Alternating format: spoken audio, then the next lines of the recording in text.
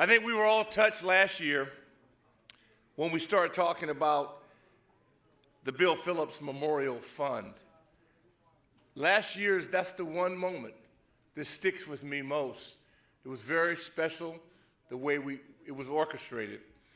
And then for the golf tournament that raised over $25,000 to that fund, that was touching.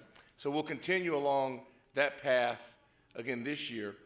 And one of Bill's law partners, Mr. Jim Morhard, is going to speak to us now and share in a way that no one else is capable of.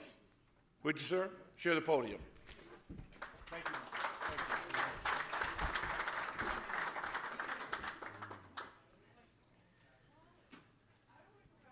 First, thank you, and thank you, Janet Phillips and Steve Beck, for this opportunity to talk about Bill and the honoree we will honor tonight. I was fortunate to be with Bill the last day of his life. With his son, Willie, we were fishing in Alaska, hundreds of miles away from anything. And Bill and I got up early, and we went fly fishing with a guide in the morning, talked about our kids, talked about Janet, and got done and had a great exchange and had lunch. And the weather had been bad. We were going to go salmon fishing. But to go salmon fishing, you had to use a float plane, and it was about a 50-minute flight to the Nushagak River. So at lunch, the pilot came out and he said, "Guys, the weather's cleared, and do you want to go?" And we're ready. Bill and I had our hip waders on, and 9 of us got in this plane. And we immediately flew into weather. And in Alaska, you don't fly if you're not in weather. But 15 minutes later, at 155 miles an hour, we flew right into a mountain.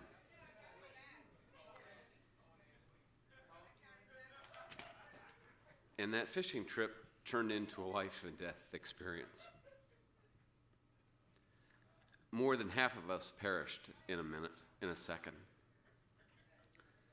The 4 of us who lived, it really is a story about caring in the worst of circumstances. We experienced faith, teamwork, and unimaginable strength that day. Few of us are blessed with the experience of survival and the extremes that often come with it. Bill Phillips and his family didn't get to choose what happened that day. The hardness of humanity was really revealed to them. But in reality, Bill Phillips, for those who know him, is a celebration of the precious life we all have in this room. And I saw how easy it is to not have that life. The Greeks are credited with saying that happiness is the full use of your powers along lines of excellence. That's how Bill Phillips and our honoree have inspired people to greatness when nothing less would do. What's the measure of a man that makes him so remarkable? For Bill, was it his devotion to his family? Was it his loyalty injected into his friends, like Steve Beck or Danny at Prep? Or was it his unwillingness to accept mediocrity? The measure of a man is what he does with the life that's presented to him. The measure of a man includes helping others that have no ability to reciprocate. It speaks of the courage it takes to pull others together to help someone. I saw Bill Phillips do it over and over again. Bill Phillips led, and our honoree leads a life of service devoted to helping others. We all have these seeds of greatness inside us. Both of these men are powerful symbols of what it means to cultivate these seeds, of what it means to be an American. When that plane crashed,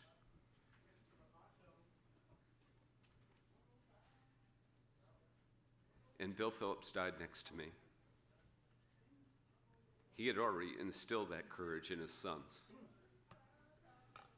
That day, Bill's son, Willie, who's with us tonight, faced his own mortality and his father's death.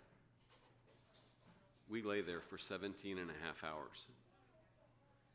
Every degree of our minds and our spirits were focused on living. We experienced the miracle of survival where there really shouldn't have been one. We all had severe injuries. There was no first aid. Hypothermia was starting to set in. There were bears roaming in the area, and bad weather was really eliminating any chance of being found alive. And as the hours drew on, the desperation really started to set in, knowing that very few aircraft are ever found when they go down in Alaska. So when hope was failing and the shadows were really starting to grow in the plane and the temperature was dropping, our faiths started to kick in and courage and teamwork prevailed. Willie, who was badly injured, was the only one who really could move. And he searched for phones, radios, first aid, and food. At one point, he jumped out of the plane, hurting himself further, just to see if there was anything near us. But there wasn't. When he came back, he and I began to say the rosary. So when I heard Jawan tonight and Keenan talk of their life with God and prayer, I get it. Soon, all four of us were saying Hail Marys and Our Fathers as the rain beat down on us, praying for what was to come. Almost immediately after we finished praying, we heard aircraft. Prayer does work, ladies and gentlemen. I saw it firsthand. As we heard the aircraft, our emotions rose and fell as they got closer and then farther away. And then, happily, one buzzed us. And Willie, again, quick-mindedness, got his hand outside a crack in the fuselage, and they saw it. And they knew we were alive, and help was on the way. I would have died that night had Willie not been able to act so quickly. Willie Phillips is a powerful symbol of what it means to endure. It speaks of the courage Bill taught him. It speaks of the courage it takes to hold your nerve. It speaks of the courage it takes to know you're the only hope of survival for those unable to help themselves. This was a miracle of survival where there really shouldn't have been one. It's been shown not just in people who survive disasters, but we're all equipped with these instincts. We just have to develop them and use them when it counts. These instincts that Bill taught Willie can help all of us. Every day we get to make choices, and we do it with attitudes and actions. Each one of you here, your life's precious, and miracles do and can happen. But one day it all ends, and we all need to maximize our time helping others. That was who Bill Phillips was, and who our honoree still is. That is why tonight we honor Bill, but we're also here to honor Sergeant First Class Jon Smith, who's here with us tonight.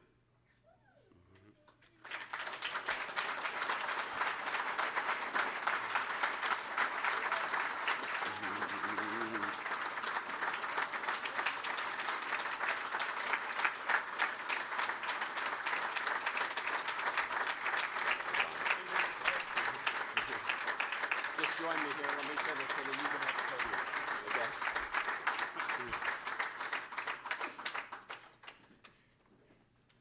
Much of what I've said about Bill and Willie, we admire in John. He served as a combat medic in Iraq. He was deployed as part of the 4th Brigade Iraqi Army Quick Reaction Force. He was in the international zone working with hundreds of local Iraqis. And when he was getting ready to move back to his forward operating base, he heard sirens indicating incoming mortar fire. Soon, Jon was severely hurt. Jon and his family did not get to choose what happened that day. Since then, he's had 8 surgeries to get his leg and knee functional again. But while he was being treated at Fort Belvoir, he started looking after others who were worse off than he was. Because of his amazing ability to help others, he's become a platoon leader at the Warrior Transition Unit there, where he's in charge of other wounded warriors. Jon's given so many of these men and women hope where there was only despair. He has an amazing ability to face their challenges with him. And when I say that, I'm talking about PSD. I'm talking about traumatic brain injuries. I'm talking about cancer and many other traumatic wounds. He's a mentor and a sounding board for the soldiers as well as their families, and he's now guiding the military leadership on wounded warrior care. And often, he's called to help others accept the fact that they'll no longer be able to serve as they did. The words that were used to describe Jon to me were, he's the go-to guy. He's the connector. He's the connector between people and resources that help meet the challenges these brave women, men and women, face every day. His wife, Jamie, is also a soldier, and I'm happy to report they've got 4 children, Ashley, John Jr., Gabby, and Madison. Whether it's Jon or yourself, you don't get to choose what happens to you in life, but we all get to choose how we respond. Like Bill, Jon is a celebration of the human spirit. Bill Phillips, we lost that day in Alaska. Jon Smith, we are honored here to have him tonight. He deserves our recognition. It's my honor to introduce Jon Smith and give him a token of our appreciation from the Bill Phillips Memorial Fund.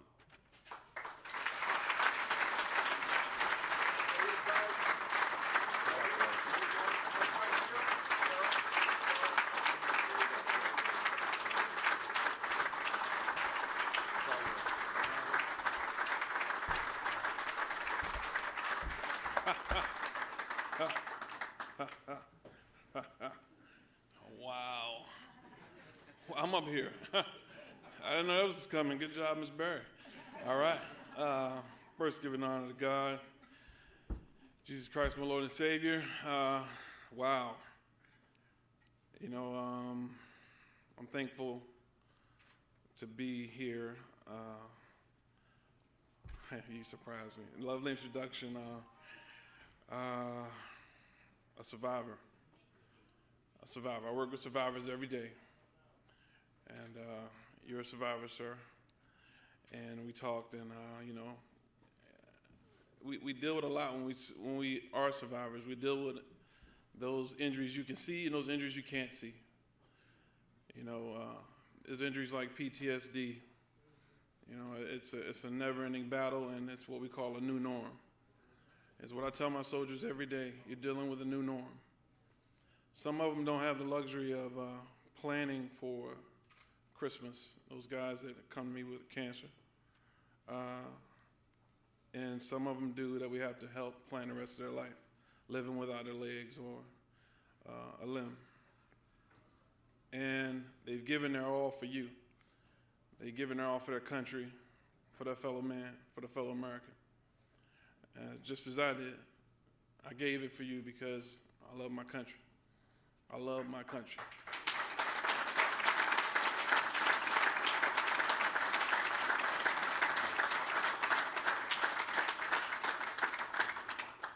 I won't hold you up too much longer, but it's just like my coach said when I was coming up, you know, show me a satisfied man and I'll show you a failure. You know, don't ever forget those words, because those were the words that kept me alive on the battlefield. Those are the words that helped me save so many Iraqis, Americans, and whatever the country I ran to over in Iraq. You know, it's my job to save those lives, and I thank God that they fell into my hands. So thank you very much for this gift. Thank you.